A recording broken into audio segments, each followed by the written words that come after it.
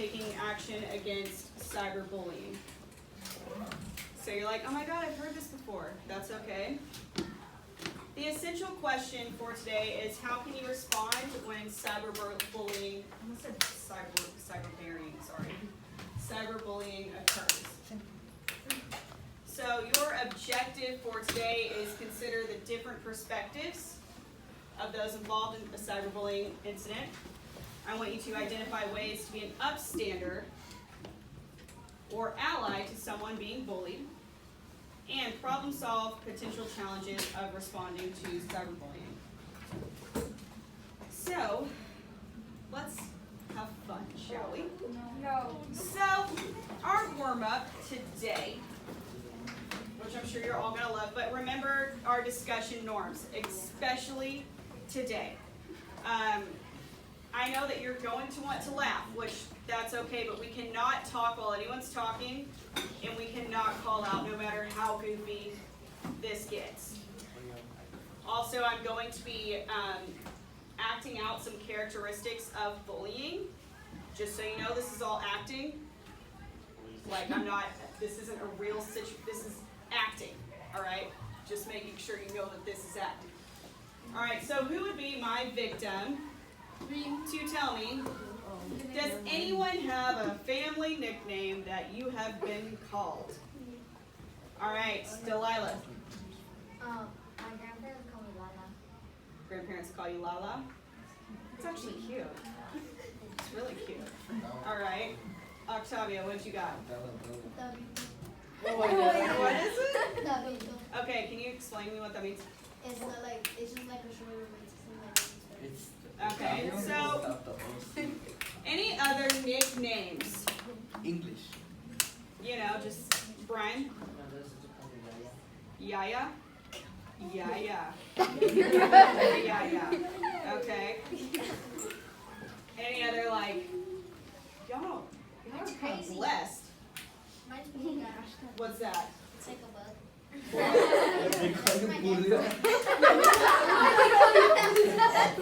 Okay, so what if, so let's just keep this up.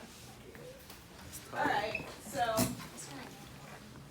Delilah, she's Lala, Little Miss Lala.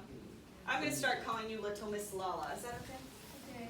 Okay, see, Delilah approved of that nickname, so Little Miss Lala agrees that I can call her that. But see, I didn't add anything mean to her nickname. I just called her Little Miss Lala. Hi, Little Miss Lala. Okay. Now, Octavia, remember the nickname you came up for yourself the first day of school? Yes. So, what if, Octavia, I was like, I'm going to give you this nickname because you are so ugly that you look like a cop. And I'm just going to say, sup, cockroach? How's it going, cockroach? Looking like a cockroach. Even the way you're chewing is looking like a cockroach. All right, so what? So I called Octavio cockroach one time. Would that be bullying? Yes. No. Hold on, I heard no. Why would it not be bullying? Hold on, wait. I hear the answers. I hear calling out, but Brian did raise his hand. Brian? I didn't keep on going with the situation, but then I got carried away. Cockroach. And I kept going. Because I kept repeating the behavior, what does that look like? What is it? That is bullying. So because I repeated the behavior, I bullied Octavio and kept calling him cockroach. Do I have permission to call you cockroach? Yes. Okay, you're supposed to say no. No. No, I do not have permission to call Octavio cockroach because it is a mean nickname. And I kept calling him that over and over and over again. So that is bullying. Today we are talking about cyberbullying. So cyberbullying is using digital devices, sites, and apps to intimidate, harm, and upset someone. So here's my example of cyberbullying. I am an anonymous page. Anonymous person. I go to Octavia's Instagram. Sorry, Octavia, I'm gonna keep this going. And I'm like, cockroach, sup cockroach, you look like a cockroach, your mom looks like a cockroach, you're a cockroach. And I just keep going. I'm just going. Do you know what that means?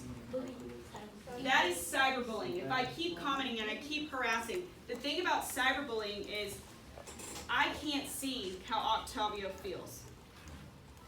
I'm also invisible. So I don't feel anything when I make this comment. With that being said, you have to remember that like cyberbullying can be way worse than bullying, because when I'm standing here calling Octavio cockroach, he was starting to get uncomfortable. He was like, okay, seriously, you're still gonna call me cockroach? Like, I could feel those feelings. But if I did this online, he couldn't. But see, all of you just now, you were bystanders. Technically, you were bystanders. Did any of you tell me to stop? Technically, Okay, I told you not. Okay, yes. Okay, you're right. I told you not to speak. But you were all bystanders. But the one thing none of you did, even though I told you not to speak, was you didn't stand up, even though it was wrong. Because we knew it was So which one? Disabled, but next time do not call out. Okay, Okay. unless it's for the right reasons. All right, so that means that you guys were all bystanders. What we are trying to learn is that you are going to learn how to be an upstander and an ally. Empathy. So empathy means to imagine feelings. Guys, this is another keyword. We're going to move on to the question, I promise. So empathy is to imagine. Don't call out again, I'm going to have to call him. Okay. So empathy is to imagine the feelings that someone else is experiencing. So put yourself in Octavio's shoes, or anyone that you've seen being bullied online. I want you to consider their feelings. I want you to consider the fact that they feel. Octavio, if someone kept calling you a cockroach, how would you feel? Okay, well, say someone called you fat, someone called you ugly, someone called you this. That all causes feelings. And you guys, it is up to you to show empathy towards that. To understand that that would hurt someone's feelings. So now what I want you to do is you're going to take 20 seconds to think silently and answer this question with your partner. Then I'm going to ask for you guys to call out. So why do you think it might be important to try to empathize with others? So the first one is take a moment to think silently about this question. I'm going to give you 20 seconds. Then the second one is I want you to take turns sharing your response with your partner. All right, so 20 seconds. I'm counting. Think about it.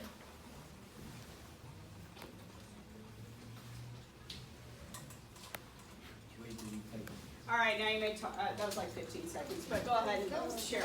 Yeah, that okay. Go ahead and share with your partner.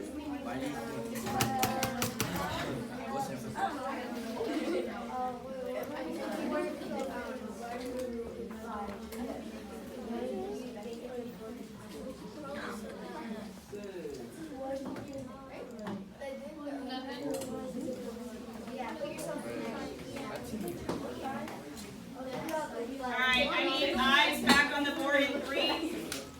Eyes back on the board in 2. Eyes back on the board in 1.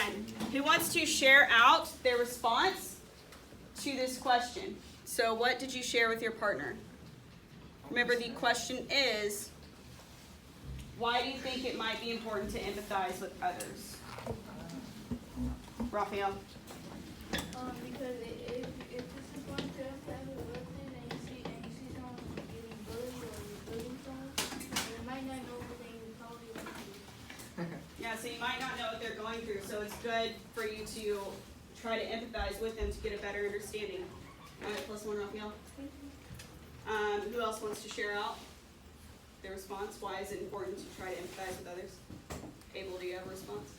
I would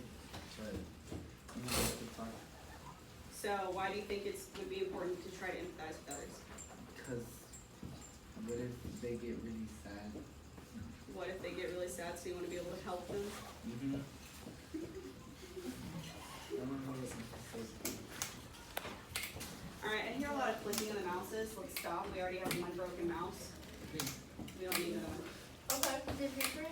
Alright, now what I want you to do is you're going to go ahead and click classwork on classroom, Google Classroom, and then I want you to click Kevin and Jose.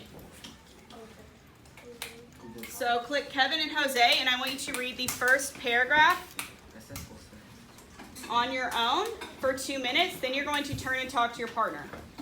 And the question that I'm asking is, what Jose did in this scenario okay? Why or why not? So take 2 minutes to answer this question.